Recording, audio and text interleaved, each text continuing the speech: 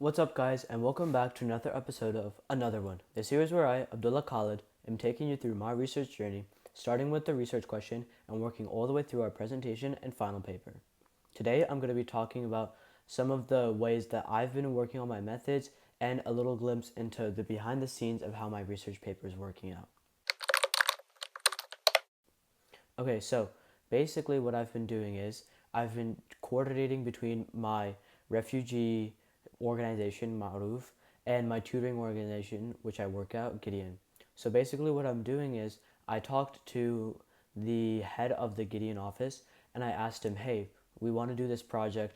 What are the steps that I should probably follow in order to achieve this? And so what he recommended was to do this online platform called IXL. You've probably heard of it before, but basically it's an online platform. It was really helpful during COVID, and it basically allowed you to do a test and then get recommendations based on your success or your failures in that test, and it identifies your weak points and all of that good stuff. So basically, what he recommended was and what I ultimately did is to have them take that IXL test, but then rather than doing the online courses, because a lot of those refugee kids, it's difficult for them to navigate screens. Obviously, they're still adept at it, but we would prefer them to practice their handwriting, practice their number writing, along with learning all of these awesome skills. And so what we did was plan on having our Gideon organization, because they also use this IXL to test the kids and map their skills onto certain books and certain resources that Gideon has, and be able to provide that to them at either a discounted cost or at full cost, because these sorry because these people, the Ma'ruf organization, is really interested in getting this program to be successful, because they want those kids to succeed just as much as we do, and so they're willing to pay a little bit of extra money in order to get some of the best resources out there, which I believe Gideon has. And so, based on that feedback and based on his advice, we went out and ordered the IXL program and then gave the test out. And so, at our first thing, there was 8 kids, which is a lot, honestly, for me.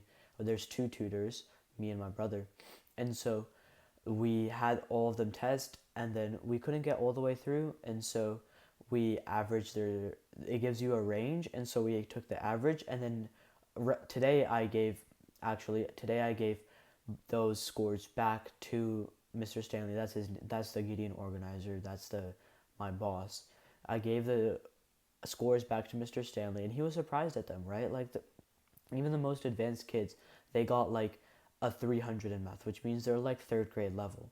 And even the highest math level they got was like a 500, which is, and the kid's a sixth grader. For context, he's a sixth grader.